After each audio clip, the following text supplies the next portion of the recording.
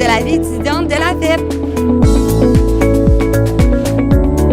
Pour n'importe quel leader, que ce soit un boss d'entreprise, un dirigeant d'un groupe au travail ou peu importe, c'est tellement important de connaître la personne avant de connaître l'employé, connaître la personne avant de connaître le joueur. Parce que comme leader, le rôle, c'est de sortir le meilleur de chacun. Mais comment est-ce qu'on veut sortir le meilleur de chacun si on ne connaît pas la personne puis on s'adresse uniquement à l'employé? Si je vous demandais, puis je ne le ferai pas, de me dire s'il y a une personne en ce moment avec qui vous auriez envie de parler d'un sujet qui est vraiment sensible, mais vous n'osez pas le faire, je pense que vous serez tous capables d'identifier quelqu'un. Parce que souvent, comme humain, on a la difficulté à entraîner ces conversations-là. Et c'est le genre de choses que ça prend également pour être un meilleur intervenant, parce qu'on ne travaille pas juste avec les jeunes, on travaille aussi avec le système qui les entoure. C'est vrai, nous nous sommes dit, nous sommes jeunes, nous avons la grande chance d'avoir la santé, alors essayons de faire une petite différence en accumulant le plus d'argent possible dans notre école pour les enfants de Sainte-Justine. Nous sommes investis avec tout notre cœur dans ce projet, d'abord en participant à des groupes de discussion à Sainte-Justine dès la fin de notre 4e secondaire, puis en élaborant un plan d'action afin que toute l'école nous suive dans cette aventure. Nous voulions rassembler un maximum d'élèves autour de notre cause, afin qu'elle devienne la cause de tous. À qui ça s'adresse le colloque aujourd'hui?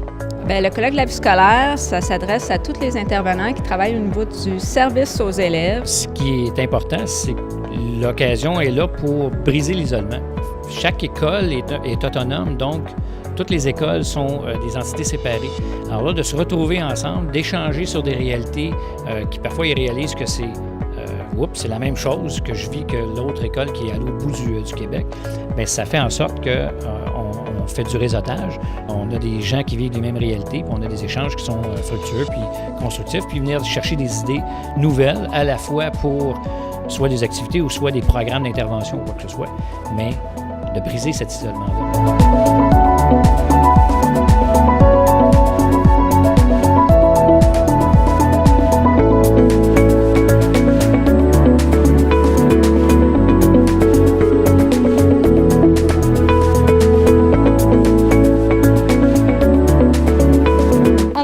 Comment vous avez trouvé les conférences de ce matin?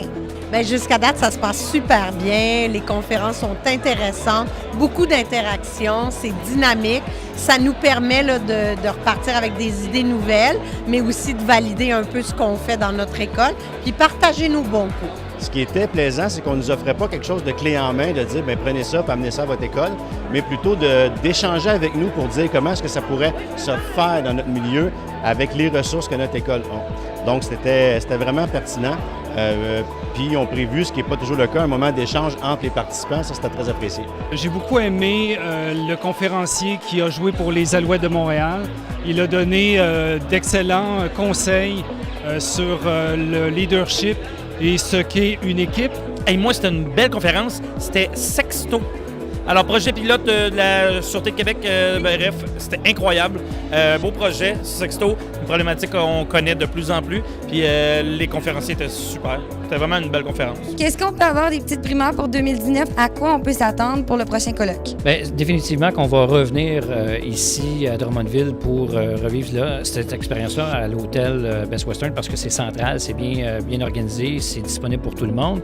Mais ce qu'on est en train d'étudier, c'est de regarder, on ne sait pas si on va le faire en 2019 ou en 2020, mais d'avoir une thématique centrée sur des enjeux du jour. Alors, par exemple, est-ce que l'an prochain, on va s'orienter davantage sur les dépendances ou encore la santé mentale et de revenir l'année suivante avec un colloque de la même formule qu'on a là avec des ateliers organisés de cette façon-là.